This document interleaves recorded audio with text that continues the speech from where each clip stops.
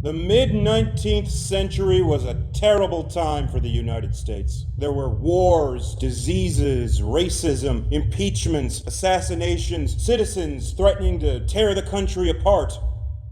It's almost unimaginable to the modern American mind. Tonight's story is about a little girl who grew up amongst all this turmoil. She went by many names and was passed around the San Francisco Bay Area by people who were either unwilling or unable to care for a girl with her unique condition. Because in a very real sense, it sucked to be her. Anyway, as the sewage said to the sponge, be careful what you absorb. I'll see you on the other side of the closing credits. There'll be another one of these after the credits. Don't come back and you'll see. You'll see.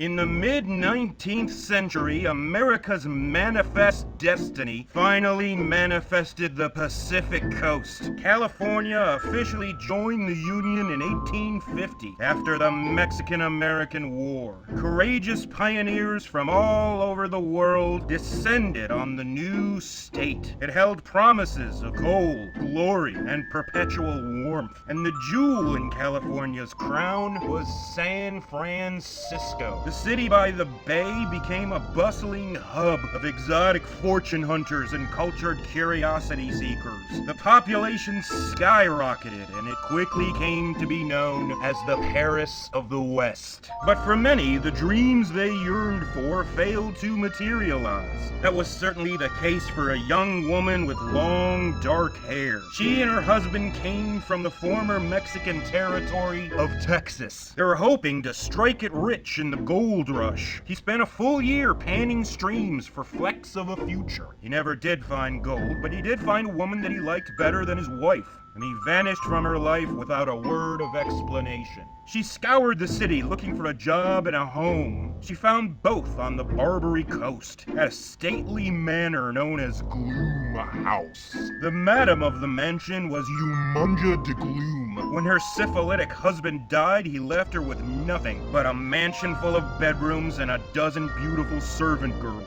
And thus, Gloom House became a thriving brothel, and the Barbary Coast's red light district bloomed around it. In 1865, the American Civil War came to an end, and Umunja de Gloom did not like the outcome. She was concerned that this wild government overreach would someday snatch her lovely servants away. She took these concerns out on her prostitutes, beating them even more savagely than before. Particularly the Mexican girl with the long dark hair, who was renamed Desiad. Madame de Gloom enjoyed hitting the poor girl. She took it so willingly. She'd strike her over and over again, hoping to elicit a reaction that never came. Umunja de Gloom allowed the occasional accidental conception. She thought of them as her property anyway. Boys were sold off to mariners as free labor. Girls stayed at the brothel forever. Desiada gave birth to a daughter. She had dark hair, dark skin, and dark, dilated eyes, and a tiny, dark birthmark in the center of her forehead. The young mother named her baby Oscura, and she was undeniably peculiar. She never cried, not once. She never cooed, she never burped, she never peeped a syllable, not even if she wanted something. But she also never seemed to want anything. She would eat and drink like normal, but she never begged for these needs. She didn't beg for anything. She didn't play with toys. She didn't even smile. All she did was stare. She had an intense stare that babies simply shouldn't be capable of. These cold, black vacancies in her face, locked with severity on whomever drew her interest. She also watched as her mother was used and abused by men from around the world. Desiada took more abuse than any of the other girls. She was often the go-to choice for the most sadistic clients. Her peculiar infant silently watched as her mother got beaten day after day, week after week, month after month, and over those months she grew very little. The only noticeable change was her birthmark. It was increasing in size and shape. It developed a slit, an opening, an orifice, thin black lips, like an empty eye socket. People rarely took notice of her, most never realized she was in the room. But on the rare occasions that they did, they couldn't see anything else. That's how Oscura's time at Gloom House came to an end. Madame de Gloom was in Desiada's bedroom, striking her with a cane, accusing her, without evidence, of stealing some jewelry that was actually taken by a sailor. But she suddenly stopped mid-swing, and her gaze fell upon a tiny baby in a dresser drawer. It was staring at her, staring through her. 3 black eyes silently burning across the room and into her flesh. She could feel the eyes on her, absorbing her, judging her, demeaning her, looking down on her in the same way that she looked down on everyone else. She fixated on the tiny third eye. For a moment, she lost herself within it, like she was slipping out of her wrinkled old skin and passing through another universe. The pains in her body subsided, her arthritis, her psoriasis. She felt weightless and small, insignificant. This thought troubled her so much, she broke the gaze entirely to regain her accustomed stranglehold on her world view. This child is evil, quite possibly the direct offspring of the devil himself. We must destroy it. No, por favor, no, my princesa. My, after all these years of subservience, we finally fell upon a circumstance you find objectionable. Madame de Gloom, please, spare my Oscura. Te lo ruego, por favor. I shall personally throw this insidious hobgoblin in the sea. And upon my return, I will decide your fate. Not trusting anyone else to follow through, the madam personally placed the infant in a coarse woolen sack and headed to the wharf. She walked to the end of the longest pier. It suddenly occurred to her that she hadn't heard the baby make any noise. Perhaps it suffocated in the sack, she pondered. Yumunja de Gloom bent down, placing it on the wooden planks at her feet. And she parted the cloth and peeked inside.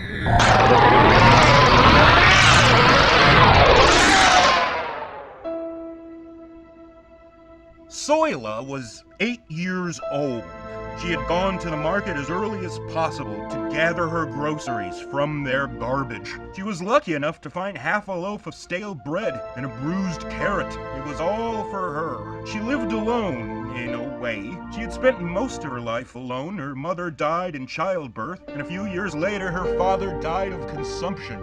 And then she fled the home to avoid being placed in an orphanage. She panhandled on the streets for a while, until she finally landed a job in a matchstick factory. She was headed back there with her food when she spotted something at the end of a long pier.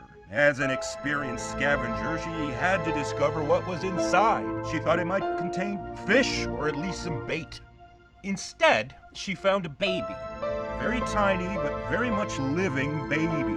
Beautiful black hair and mesmerizing eyes. She was like a doll. Soyla had never had a doll, or any toys. She always wanted a dolly, and now she had one. She named her Zanetta.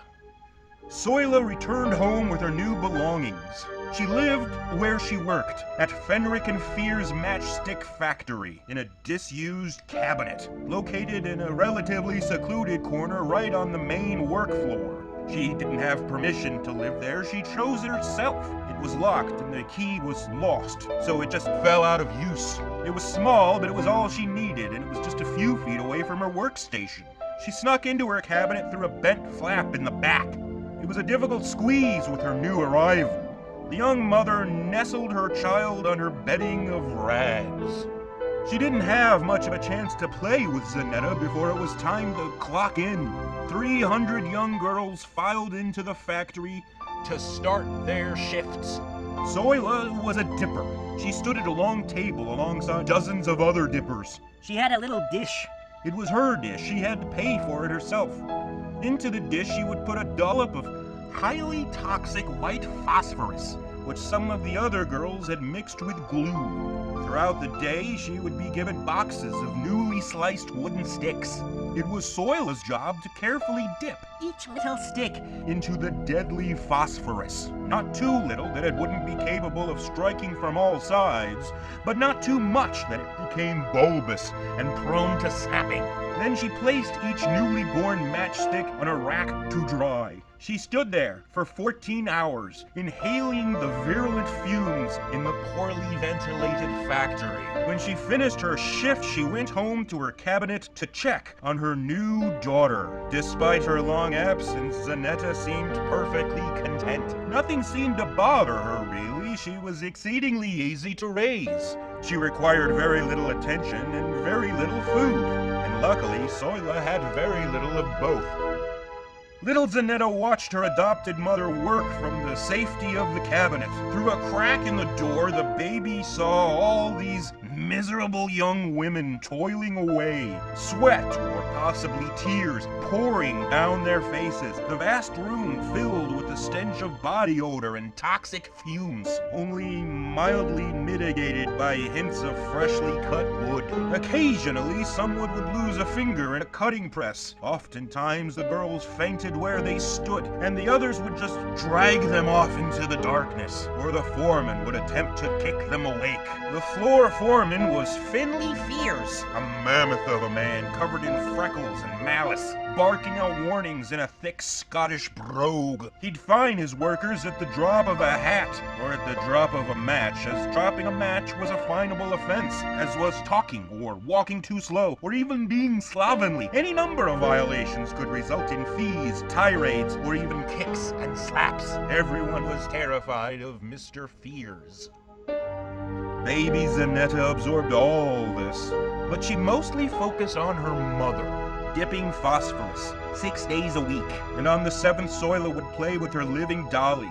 She was often too tired to go anywhere, so they usually just stayed at home. Sometimes at night they'd go for walks around the factory floor. Otherwise, they stayed in the cabinet, afraid of getting caught, huddled together, dimly illuminated by Soyla's poisoned hands. And they drift off to sleep, lulled by the concentration of gases in the cabinet.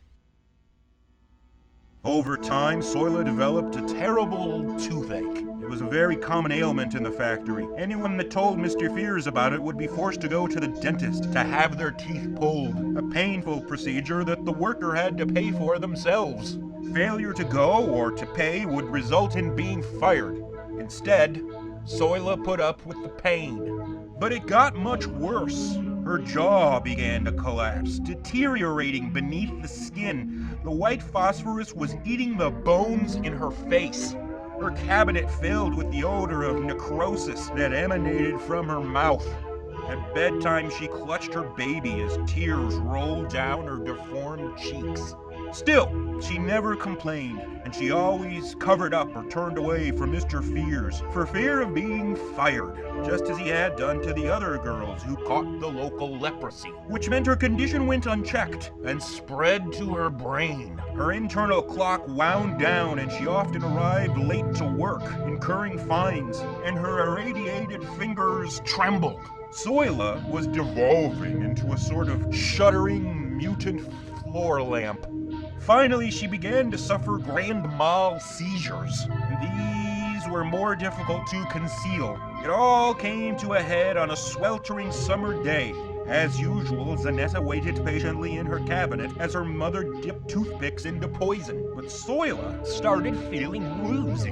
Her head flushed with heat, her tendons were contracting, her glowing hands were going numb. It felt like someone else was taking control of her body. She began to panic. Neighboring dippers noticed her convulsions. They backed away from their workstations. A feeling of dread crawling up their spines. Mr. Fears spotted the commotion and approached. By the time he got there, Soila was hurling herself to and fro. Her neck snapped back and forth. Her arms retracted into bestial claws. Now the whole workforce was watching, as was Zanetta. She saw her adopted mother's autonomy leaving her body. Somehow she knew she'd never feel her radiant embrace again.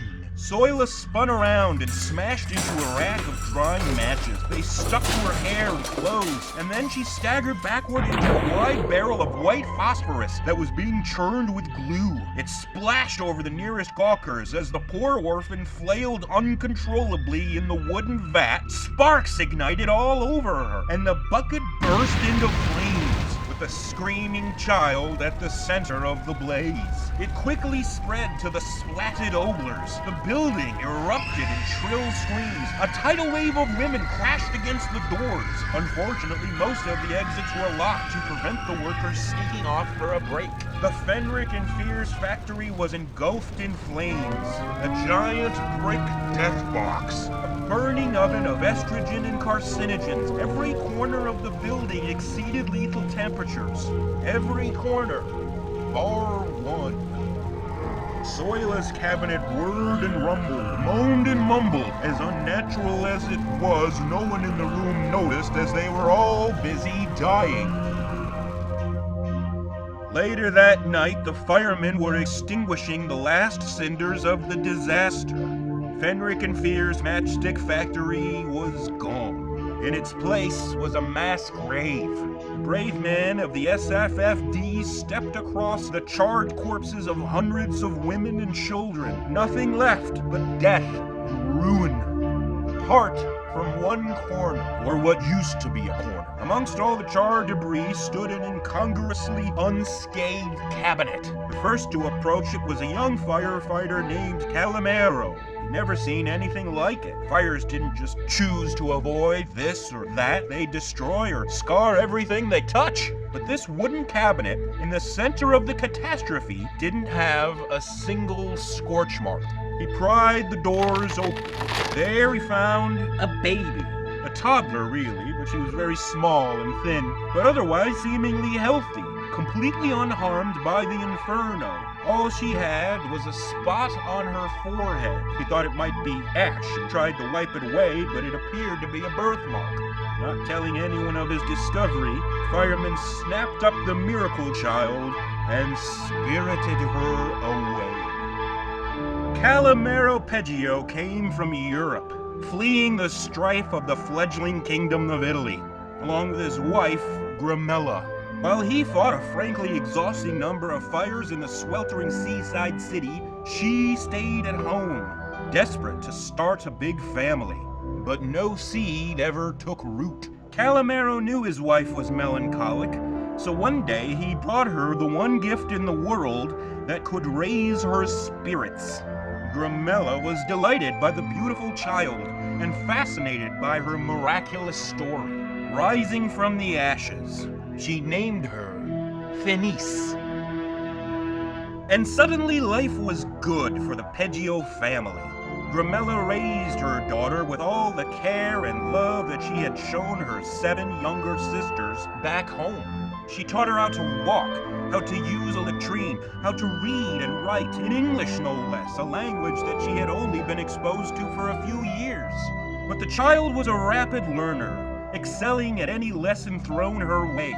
Despite her language skills, Fenice never spoke a word, never even uttered a sound. Doctors couldn't find anything wrong with the girl. She had a seemingly functional mouth and vocal cords, but still she remained silent. The Peggios knew they had no room to complain. In defiance of the odds, God had seen fit to grant them a child.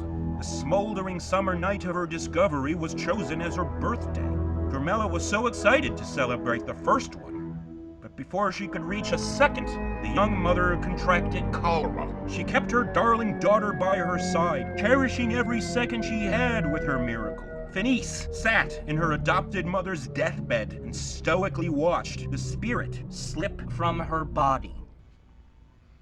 Calamero was left to raise a child, even though he had no idea how. He wasn't even terribly fond of her. Her silence, her gaze, she left him feeling uneasy. But his wife loved her, and he loved his late wife, so he did his best. He took Fenice with him to the fire station. She slept in the dog bed recently vacated by their deceased Dalmatian. The only time Calamero left the child alone was when he went off to fight a fire. The little girl didn't seem to mind all the noise of the alarms and activity. She quietly watched the men come and go, noticing how they often returned disheveled or even weeping. But she never played with any of them. The other firemen found her as off-putting as her own father did. So, she just sat in her dog bed and observed.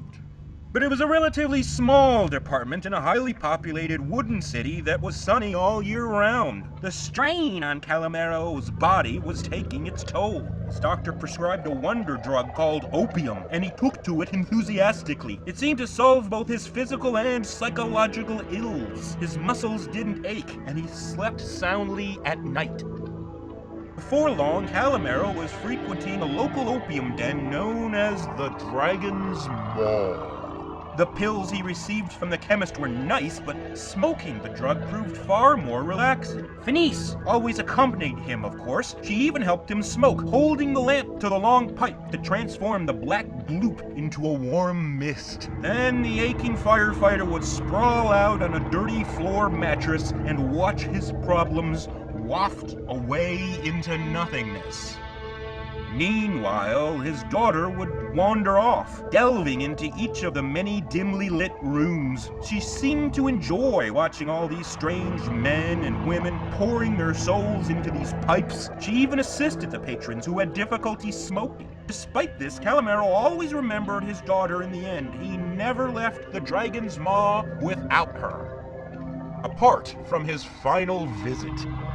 One chilly November afternoon, two unfamiliar men walked into the establishment. They found the forlorn firefighter on his favorite floor bed, semi-conscious and drooling through a half-smile. They picked him up without a word and led him out the front door. He spent the next few hours in the back of a carriage, where he was given beatings and threats, as well as costumes. As part of a cooping scam, they forced Calamero to vote multiple times in precincts all over town. He voted over and over again until his heart gave out. The next day, his body washed ashore, just as the final race was called. The Dragon's Maw was a basement unit. The front door led to steps that descended into a labyrinth of hallways and alcoves, all of them gently connected by the seductively sweet smoke that perpetually hung in the air.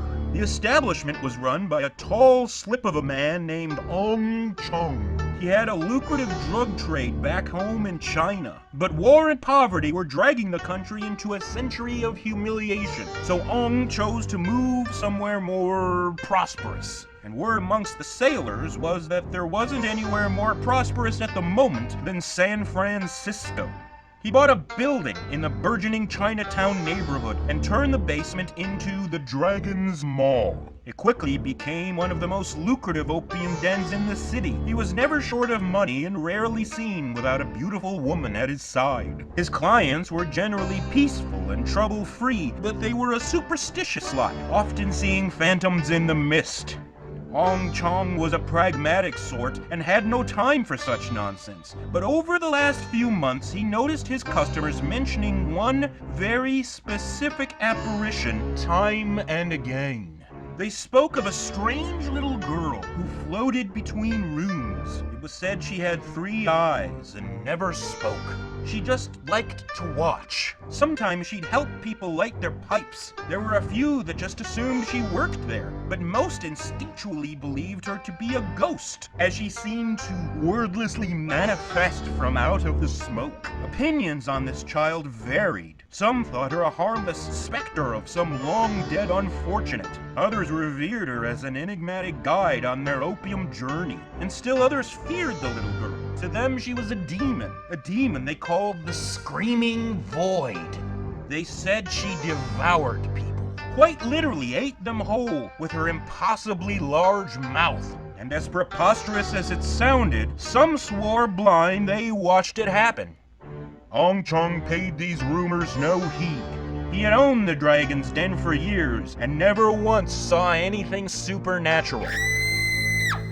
Violence wasn't common either. Determined to maintain his business's peaceful reputation, his long legs sprinted down the corridor to locate the source of the commotion. One of the red sheets that hung across the doorways was billowing like it was in a hurricane, and there was a terrible droning sound coming from within the cold and windy room. The scream came from a terrified woman huddled in the corner, gripping the wall as she was about to claw her way through. Her bulging gaze was fixed on a tiny girl.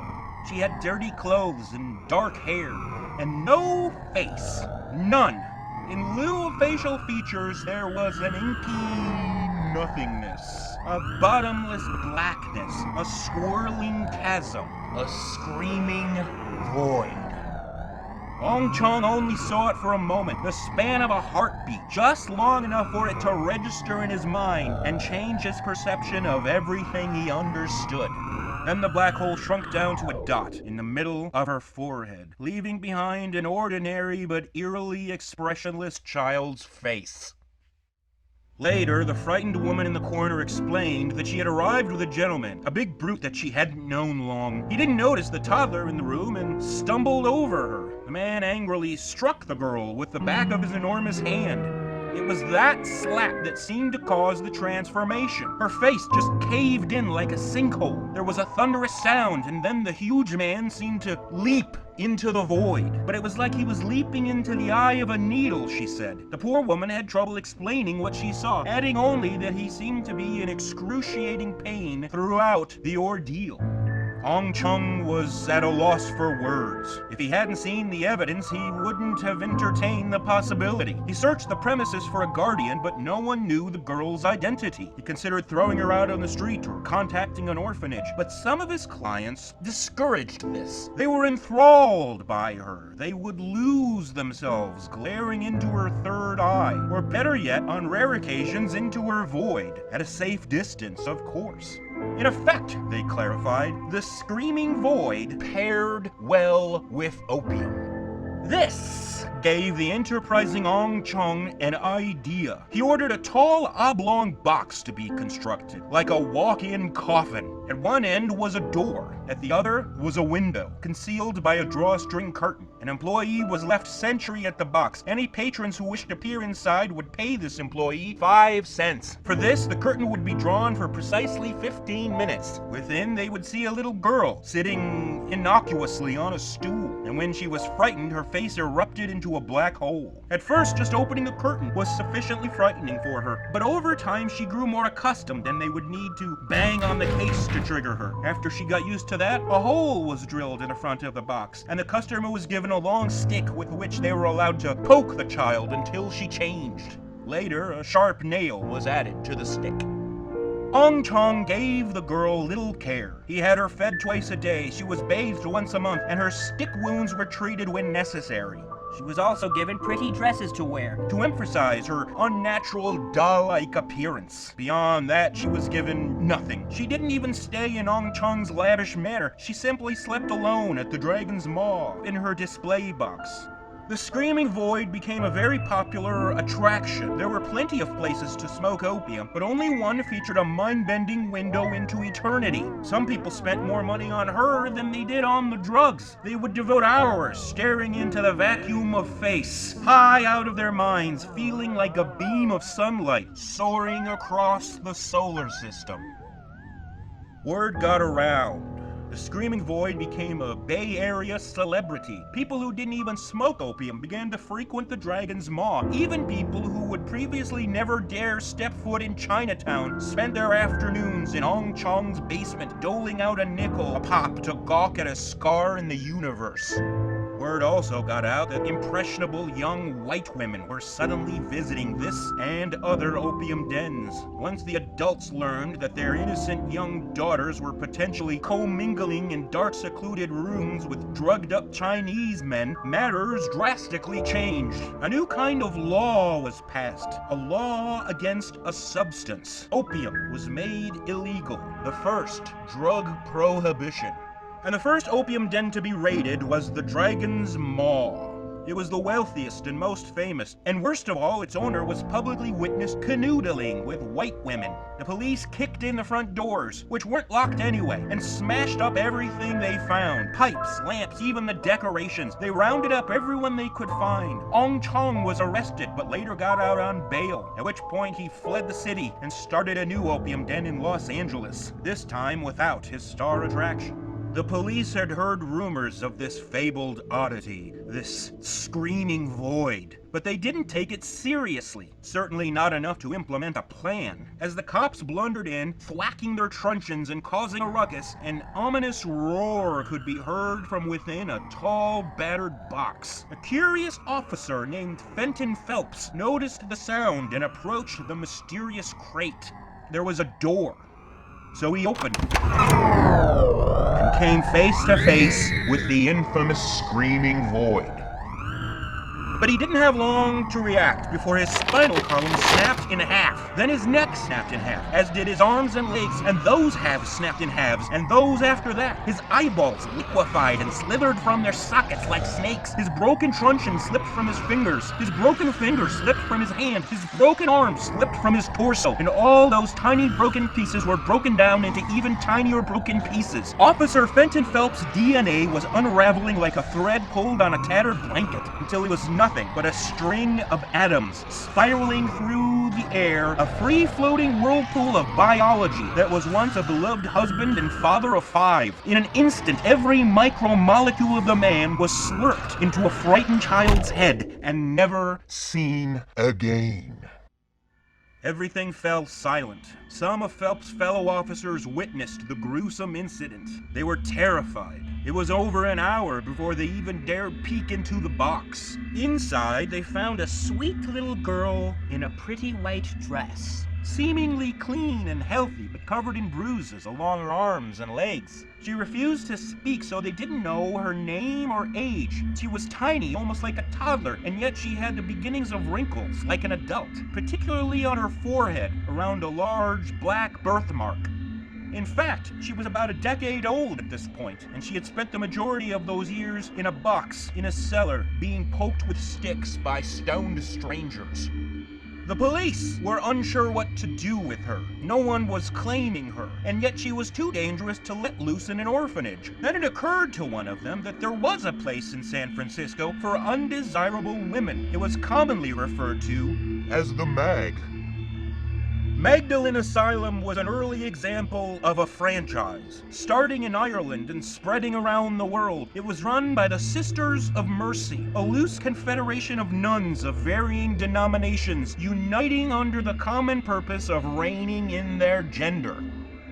The Screaming Void was carefully transported to Mission District, where the asylum loomed.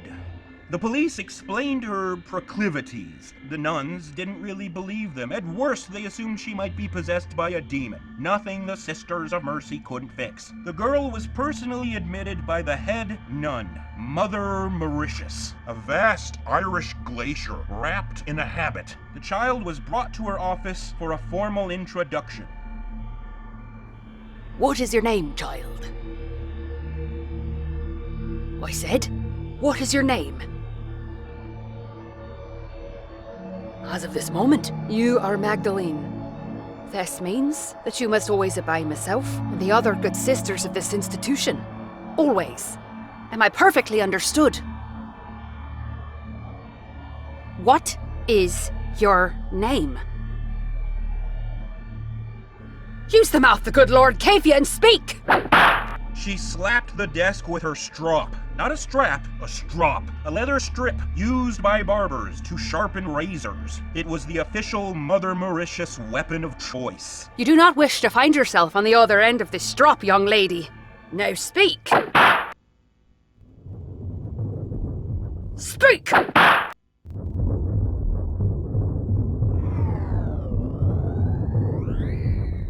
The old nun narrowed her eyes and pursed her shriveled lips.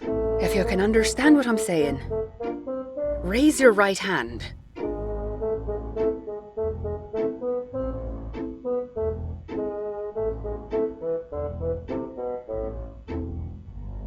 It was discovered that the girl could both understand and communicate. She never spoke, but she could write. In fact, she knew English, Spanish, Italian, even Chinese. And yet, she didn't know her own name.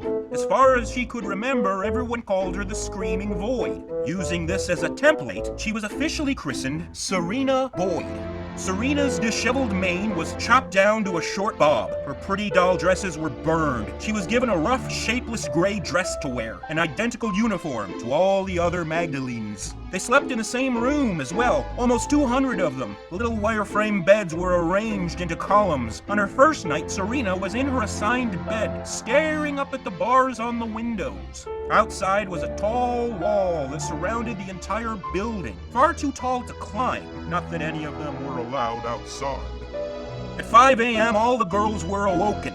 They squirmed into their drab dresses and were taken to a chapel to pray. A half hour later, they were led to a cafeteria. Serena was given a tray that held a portion of bread and a tin cup of water. 15 minutes later, they were sent to an enormous laundry room. It was hot, and the very air was moist. There were piles of clothes and painfully simplistic machines. The young women went to their familiar workstations. Some washed clothes in buckets, others folded, some ironed and pressed, and a few worked on special stains or mended rips. Serena was new, so she was given a mangle to turn. She was told that the girl who used to man it killed herself a week ago. Throughout the day, Serena was given heaps of wet garments. It was her job to place each item between the rollers and turn the crank, squeezing out every drop of water. At noon, the Magdalenes went back to the cafeteria for another round of bread and water. Then they returned to their sweltering labor. They finished the workday around 9 p.m. Leaving the laundry room, they went straight to the chapel for another half hour of praying, and only then were they allowed to return to their beds. The next morning, they got up and started all over again. They repeated this pattern every day, apart from Sundays, which were mostly spent praying in the chapel. It began to occur to Serena that she didn't like this place. Sleeping in a huge room full of others made her uncomfortable. She preferred small spaces. She could feel the pain of all these women seeping into her brain throughout the night. It gave her insomnia. She also detested the tasteless food. Ong Chong wasn't a kind man, but he did give her delicious and varied meals. And sitting on a stool was much easier than turning a crank all day. Her shoulders ached. She missed living in the opium den. She couldn't recall ever missing anything, and yet now, in her heart, she felt pangs of nostalgia for her cozy, stabbing Gogger box. But over time, her memories of the maw faded away. All she knew now was the mag. She watched all these women work and work, sometimes until they collapsed. At the slightest provocation, they were slapped or beaten. Serena never befriended any of them. She was younger than most of the Magdalenes, but she was also naturally off-putting, what with her eerie, ever-present stare. But she enjoyed eavesdropping on the others, hearing their problems, their concerns, their hopes. Serena never had any hopes. She didn't realize that was an option, and now that she knew that it was, she had no idea what to hope for. Usually the other girls hoped to be free, to leave the mag and never return. Apparently the only way to be released was if a direct relative requested it and took them back into their own charge. But Serena didn't have any relatives. She and the other women washed the blood out of butchers' aprons, and the ash out of firefighter shirts, and the urine out of hospital sheets. The mag had lucrative contracts all over town. No other professional laundry could compete because they had to pay their workers. The Sisters of Mercy slept soundly in plush, ornate beds, priding themselves on making the world a better place by keeping undesirables off the streets.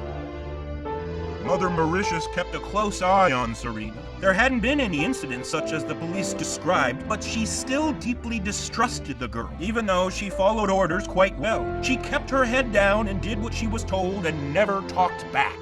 But the sleepless nights were catching up with her. She was slowing down, and the nuns were reprimanding her for it with increasing frequency. On one oppressively muggy evening, as quitting time was drawing near, Mother Mauritius made a surprise appearance in the laundry to inspect everyone's efficiency. She swept up and down the lanes, swatting any girl she deemed to be working too slow. Until finally, she came upon a mangle that wasn't turning. Serena Boyd, wake up this instant! Sleeping during your duties, after all we've done for you. Ungrateful, indolent urchin. You'll surely burn in hell for your slothfulness, you wicked little triple-eyed impudent. Well, do you not have anything to say for yourself, child? You have resided at this institution for over a year, and yet have never uttered a single sound. The other sisters believe you have an affliction, but I know a charlatan when I see one. Now speak! Perhaps this will liberate you from your silence. Mother Mauritius reared back, and the nuns swung. Serena swallowed her own face. Her eyes, nose, and mouth plunged beneath waves of wrinkles until there was nothing between her ears but a godless oblivion, churning the dark matter of the universe like trousers in a wash bucket. All this happened before the nun could straighten her swinging limb. By the time she did, her leather strop was gone, as was her hand. She tried to scream, but her larynx was already folded flat across itself, and her rotten teeth were bending forward in her gums like tiny fingers reaching out of her mouth. Her feet lifted off the ground, and her robes fluttered like a fruit bat in a cyclone. 200 women watched in horror as Mother Mauritius was torn to pieces and flushed down a small girl's head. Then her face retracted back to normal, and the din subsided. Silence fell. Some of the witnesses fainted, others did the sign of the cross. Mother Mauritius was gone. Forever. Serena Boyd was punished. They took her to the basement and locked her inside a musty old portmanteau with only one short break from it a day. Serena loved it in there. She was finally able to sleep at night. Unfortunately for her, she was released from the basement after a month and forced to return to her bed and to her mangle. But from that moment on, she was ordered to wear a rough woolen sack over her head at all times. When she slept, when she ate, and especially when she worked. This gave her even less oxygen and added to her lethargy. But in truth, she needn't have worried, as the nuns were far less willing to strike her than they used to be. She even had occasional freedom of movement when she dared. Normally, she spent this time sleeping in the comfy basement portmanteau. Magdalene Asylum rarely had visitors, but sometimes church dignitaries would stop by to inspect the operation. One of the most frequent was named Father Festerings. He was from a diocese in Sacramento, but he traveled a lot, usually checking in on orphanages and girls' homes. He took a special interest in comely young women who had no one to defend them. One of his favorite haunts was the mag. He would arrive unannounced and make his way through the building, never speaking to the sisters unless spoken to. He prowled the corridors and peeked in closets. The girls often hid themselves around the building when Father Festerings was in town. On one such visit, he was coming up empty, so he decided to check the basement. There he discovered a large portmanteau. He cracked it open. Inside was a petite teenager, nestled in a pile of gray dresses. Beautiful eyes surrounded a weathered face. He had no idea who she was, and he knew nothing of the mysterious disappearance of Mother Mauritius 3 years earlier. As far as he was concerned, he had found a lost lamb. Father Festerings rubbed his clammy hands together, and his mutton chops flared like a frilled lizard. The Sisters of Mercy were in their private dining room, enjoying porterhouse steaks, when they were suddenly interrupted by a scream. It was coming from a man. They followed the cries for help down to the basement. They stood on the steps and surveyed the chaos Below. Father Festerings was desperately clutching the iron rails of the stairs, his face drowning in tears and anguish. He was completely naked. Broken ribs protruded through his chest. His torso was snapped into a sharp right angle. Somewhere behind him it was bleeding out. Both of his legs were pulled free from his pelvis. And perhaps most curiously of all, his penis was now stretched across the room. It was at least 18 feet long, ever decreasing in width. The last 10 feet were thinner than a strand of a spider web. When it was first discovered by the nuns, the member was strewn across the basement floor, pointing toward the far corner, where a tall portmanteau stood. A doctor was called. By the time he arrived at the asylum, Father Festerings was dead, but his corpse was a sight to behold. Dr. Fivish Fingerhut examined it thoroughly. He asked what could cause such a monstrous demise.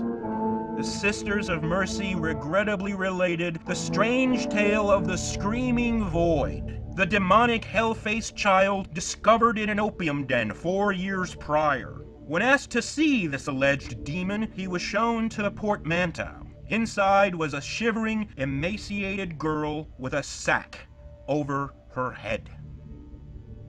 Dr. Fingerhut demanded to take her into his custody for further analysis, and the nuns were happy to be rid of her. The gates of Magdalene Asylum opened, and Serena Boyd stepped into the sunlight for the first time since she was interred.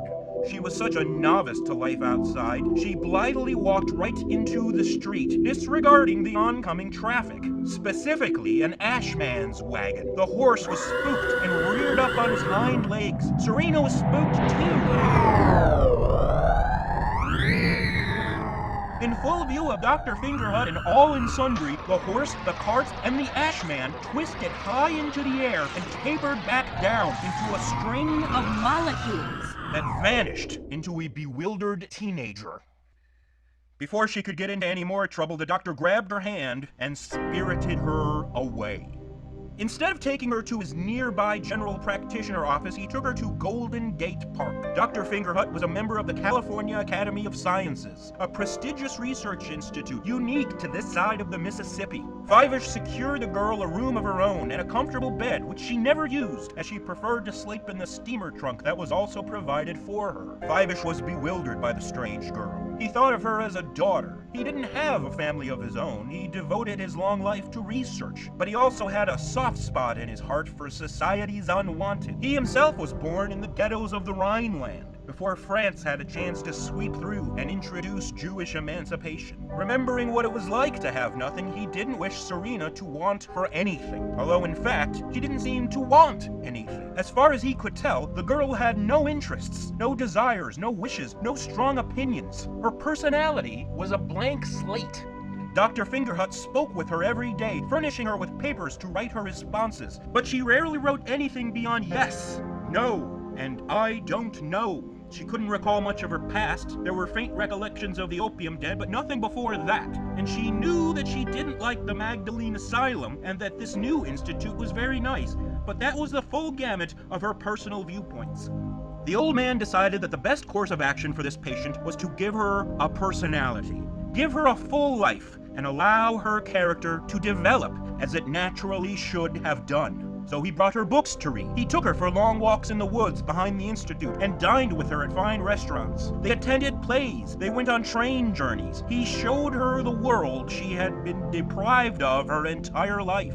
She saw so many things she had never seen before, or thought possible, and eventually Dr. Fingerhut saw something he had never seen before. Sitting in a theater, watching a farce, he peered over and saw Serena Boyd smile for the very first time.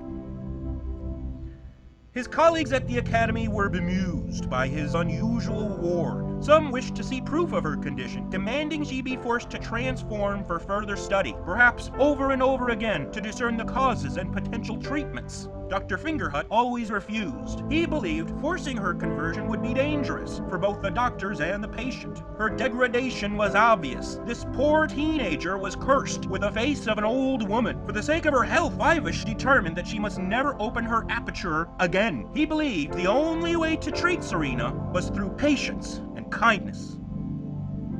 And he appeared to be correct. There was even a means by which you could measure her progress. The birthmark on her forehead. He kept a very close eye on it and quickly learned that it had changed in size. When he first found her in that basement, it was as big as a fingerprint. After a year at the Academy of Sciences, it had retracted down to a freckle. It only ever enlarged at times of great stress, so Dr. Fingerhut insulated her from stressful situations whenever possible. Eventually, the birthmark became so small, its opening sealed over completely. But her development was more than just physical. Serena soon found herself with interests. She enjoyed painting pictures and reading books, particularly books about great adventures or mysterious phantasms. Indeed, she was often drawn to the macabre. She studied spiritualists and seances. She visited graveyards, and her paintings were often terrifying visions of barely discernible faces, screaming from within a blinding white haze. She also became more candid with Fivish about her condition. Serena confirmed his theory that it was involuntary. She hated transforming. She said it was very painful. It made the muscles in her face ache. She also told him that when her void was fully open, her mind would go blank. She didn't know the grisly details about tearing people into tiny pieces, but somehow she knew she was devouring them, that she was taking their lives. She's always been sensitive to people's emotions, she explained. Their auras, she called them, particularly those of truly terrible individuals. She was strangely drawn to these types. Once she consumed them, she could feel their rotten souls lurking somewhere deep inside of her. It made her feel nauseous for several days afterward. Dr. Fingerhut was proud of Serena's progress. At times, he considered officially adopting her, but he felt it somehow inappropriate, as he was so very old. Instead, he simply looked after her every day, and he happily paid the Academy for her upkeep and expenses. But he couldn't continue forever. Their walks together became shorter as his kneecaps atrophied. His short-term memory was slipping too. For the sake of himself and those he treated, he decided to take on an assistant, a young apprentice, to potentially inherit his regular patients. The man he chose wasn't particularly young, he was 35, but Dr. Pablo Zaloja had only just become certified. He actually came from minor Spanish royalty. His family had a prosperous ranch in the Caribbean, in Santo Domingo. But then the ranchers in neighboring Haiti swept through as part of their independence movement and pushed out all the perceived foreign occupiers. Instead of going back to Spain, which by then had been ravaged by Napoleon, his family went further west. Pablo shifted careers, making his way through medical school, having always had a knack for it back on the old ranch. Dr. Fingerhut showed Dr. Zaloja around the academy. They both walked with canes, one for his knees and the other due to a club foot. Fivish introduced him to all his patients, including the infamous Screaming Void.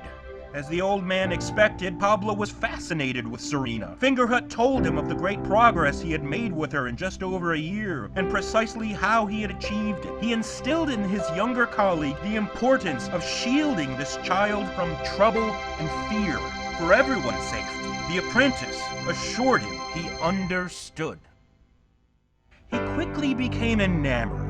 She was kind to him when few other women were. Despite his elite background, his family could never marry him off. The upper classes deemed him defective due to his bad leg. Plus, he was just painfully shy, and he was kind to the point of obsequiousness. But Serena didn't seem to mind any of that, and they grew very close. He visited her every day, even without his mentor. Dr. Fivish Fingerhut died peacefully in his sleep, and he left his considerable savings to his favorite patient, Serena Boyd. It acted as a sort of unofficial dowry, Soon after receiving it, she was engaged. Pablo loved Serena, and Serena didn't mind Pablo. They married in a small Spanish chapel. She moved out of the academy and into her new husband's home. It was on that first night, their wedding night, when both of their lives were irreparably altered. Serena had some understanding of what was expected of her. Pablo's sisters explained some of the bedroom procedures, but she was so nervous she feared her old condition would resurface. It did not. Instead,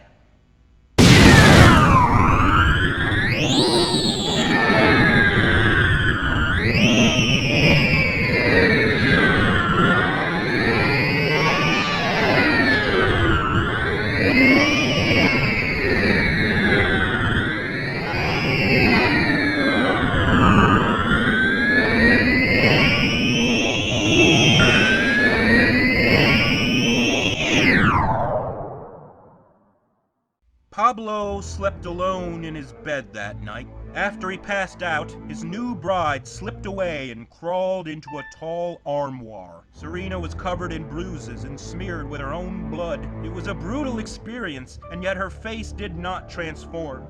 However, something else did occur. She wasn't sure what, but she felt different inside. Emptier, lighter. Even more worrying, her kind-hearted Pablo seemed to have undergone an even more drastic change of character. He awoke and scowled. A newfound fury was festering inside of him. He spread out across his blood-stained mattress and mused on his missing spouse. How she was so cold and ungrateful last night, as stiff as a wooden plank, and so ugly. Up close, he never realized how ugly she was. So many wrinkles. What must others think of him, he thought. She looked like his mother or grandmother. He was bitter that he was saddled with such an unfortunate-looking wife. He felt he deserved better as a scholarly medical professional and as a member of the aristocracy. To his mind, he was so much better than this freakish foundling. Then his ire turned to the hoity-toity snobbery of the Spanish royals. He recalled how they disregarded him or outright mocked him. He suddenly hated them just as much as he hated the rebels that drove him from his home. If he could do it all over again, he would slaughter everyone on that island. Pablo crawled out of bed, still fuming with rage. He opened his armoire and found Serena still crying, and grabbed a shirt and then slapped her as hard as he could. After that turbulent first night, Serena found herself adjusting to a whole new world. Her husband abused and humiliated her on a daily basis, and she no longer became a black hole, which was her only form of defense, which meant she had no idea how to cope with these situations. So she froze. No arguing, no retaliation, she would just emulate a statue, as that's how it felt when these issues occurred in the past. Luckily, there was very little expected of her. There were servants to do all the housework, but there was still one duty that required her attention. Serena Zaloja was now pregnant. Meanwhile, Dr. Zaloja became a nightmare. He was ignoring most of his patients, apart from the women who he usually molested. Then he replaced all the servants in his home with more attractive ones, and then sexually abused all of them. He never slept with his wife again. She avoided him as much as possible, even having the armoire moved out of his bedroom. In her absence, Pablo drank beer and gambled and caroused and got into fistfights. Soon he lost Fivish's general practice, and then the California Academy of Sciences asked him to leave and never return. Zaloja didn't care. He didn't have Fingerhut's patience anymore, but he still had his money thanks to his wife. 9 months after their wedding night, their son was born. Serena was quite fond of the infant. She named him Mateo. To her great relief, he did not have a birthmark on his forehead. Her husband had warned against the possibility. He promised to drown the child if it was anything like its mother. The baby slept in the armoire, in an open drawer beneath his mother. She spotted the similarities right away. Mateo never cried, not even during his birth. It had been months now. He never made a sound. Pablo was too preoccupied to notice this, but she did. Every day, little Matteo watched as his father slapped and scorned his mother, just as he had watched the servants being abused. Day after day, week after week, month after month, and slowly, ever so slowly, a freckle began to manifest On his forehead. Over time, it grew larger and darker, and then it began to split open into a tiny orifice, like an empty eye socket. The young mother was desperate to shield this information from her vengeful husband. She combed the child's dark hair forward and bought him hats and bonnets. But Serena knew in her heart that it was only a matter of time before the dam broke. One day, Pablo came home, angrier than usual. He was being sued for malpractice. He paced back and forth in his kitchen, ranting and raving in front of his wife and baby. 18-month-old Matteo was in his high chair when he accidentally spilled his dish of peas to the floor. Pablo flew into a rage, lifting his cane and swinging it at his son. But before it could make contact,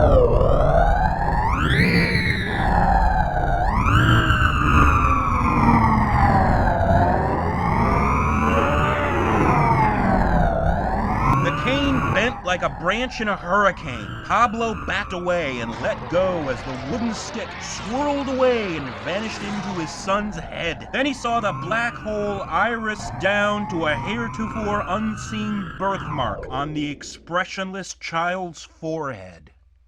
Pablo was so shocked he couldn't move. When he finally snapped out of it, he started rifling about, looking for an appropriate sack to drown the child. Serena tugged on his jacket and shook her head crying, silently begging him to reconsider. He calmed himself for a moment, and then realized she was right. Matteo was unique.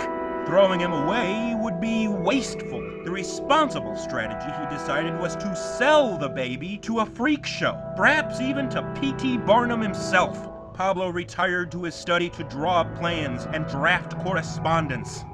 Likewise, his wife retired to her armoire and considered the best course of action for everyone. Later that night, Serena Zaloja entered Pablo's study. She presented him with a handwritten sheet of paper, a proposal. Instead of selling the child for a single sum of money, she suggested keeping him and starting a show of their own. That way, they could repeatedly profit from Matteo's condition. She even recommended that Pablo himself be master of ceremonies. After reading his wife's proposal, he smiled and agreed. He rented out a beautiful theater on the Barbary coast. The show was billed as the Screaming Void.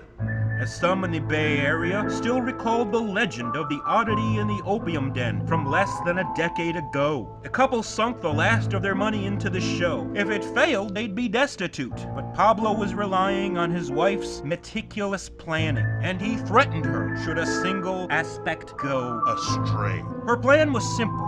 Matteo would be at the center of the stage, sitting in a high chair. The chair would be bolted to the floor, and Matteo would be chained to said high chair. This way, he wouldn't be capable of wandering away and endangering anyone. Similarly, Pablo would also be chained. His would lead to a sturdy pillar backstage near an exit door. If the gravitational pull was too much, he would be able to pull himself to safety. That night, father and son were locked into their chain. Pablo worried no one would come. Perhaps 2 bits was too steep for a ticket price. But an hour before showtime, there was a line around the block. Every seat in the theater was sold. The would-be showman was ecstatic. A few more turnouts like this, and he'd be rich again. Despite creating the entire show from scratch, Serena refused to watch. She kissed her son on the head. She gave her husband a very long hug, and then she stepped out the backstage door. Pablo was palpitating with excitement. He was about to become a famed impresario. Ahead of him was a life of elegant parties and decadent women. The curtain rose to a bare stage, apart from the center, where one baby was inexplicably chained to a high chair. The audience immediately whooped and cheered. Their enthusiasm was lubricated by a bar that was at the front of the theater. By the time they made it to their seats, most of them were inebriated. They clapped their hands in a deafening din. Little Mateo had never experienced anything like this. 800 people were intensely focusing their attention on him. His muscles tensed, his breathing quickened, and then The audience roared. some fainted, others screamed. One man stood up and shouted that he saw this baby years ago in Chinatown. Another man told him that was impossible. Soon they were haplessly scuffling. This just made the crowd louder. Backstage, Pablo was shocked. This wasn't the plan at all. He was supposed to step out on stage and tell the tale of the screaming void. Only after that was Mateo meant to change. After being prodded with a sharpened cane, he never anticipated that the crowd's drunken reactions would be enough to spark his metamorphosis. He ran out and begged the audience to calm themselves, but this only fueled their frenzy. Many of the attendees in the front rows came armed with groceries, and seeing a swirling target in front of them, they couldn't resist. They began throwing tomatoes and potatoes and cheese and bread and even glass bottles. Some twirled into the abyss to much acclaim. Others struck Pablo as his pleas for sanity were ignored. He looked over at his son. To his horror, the child's void had grown. In all their time rehearsing, he had never seen the black hole change size. It always stopped at the perimeter of the baby's face, but now it was larger than the baby's entire body. Then he noticed the edge of the stage. The flames on the footlights were rising like geysers and curling inward. It suddenly occurred to Pablo that he should leave. Casting off his cane, he grabbed his chain, hand over fist, he slowly began to pull himself away from oblivion. But everything was unraveling around him. The curtains in the wings were reaching across to each other. One of them kissed an 8-foot-long arcing flame and ignited. As their rod brackets pulled loose, parts of the ceiling collapsed on the terrified crowd. They attempted to flee, but the pull was already too strong. People were being yanked off the ground as if they were being raptured. Pablo pulled his way backstage. His fingers bled as they desperately clung to the chain. He heard the plaintive howls of the animals he had purchased and planned to sacrifice on stage. Their bodies were writhing in the air. The torso of a cow stretched above him like a brown rainbow. Finally, he reached the pillar. He hugged it like he had never hugged anyone in either of his lives. But the pull behind him was still expanding. The junior screening void was now the size of a train tunnel. Hundreds of curling coils of flesh were feeding into it like a complex machine. The floorboards began to peel up and curve. Even Mateo's own legs elongated before him and curled back toward his own face. Launching himself from the pillar, Pablo just managed to grab the knob of the exit door. In a deft maneuver, he was able to turn the knob with one hand and grab the open doorframe with the other. He felt the warm night air outside. He might just make it, he thought. Suddenly, he was yanked back just an inch. The tips of his fingers just barely clung to the frame. Looking back, he saw that the pillar he was tethered to was splitting. To escape, he needed to unlock his chains. He checked his vest pocket for the key. He checked his shirt pocket. Frantically, he checked all his pockets. Then his face snapped upward. Standing outside, just a few tantalizing feet away, was an 18-year-old girl with a sad, wrinkled face. She looked her husband in the eyes as he did hers. She didn't move except to hold up one hand.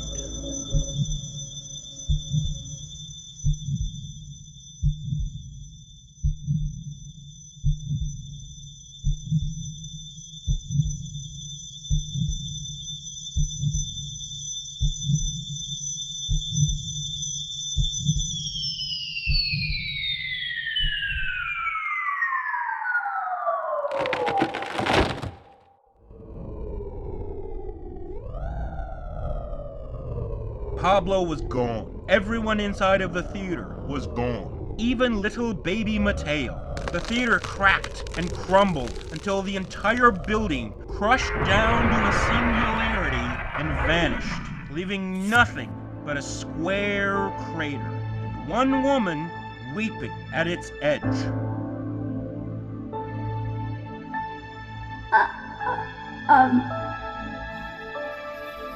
Sorry.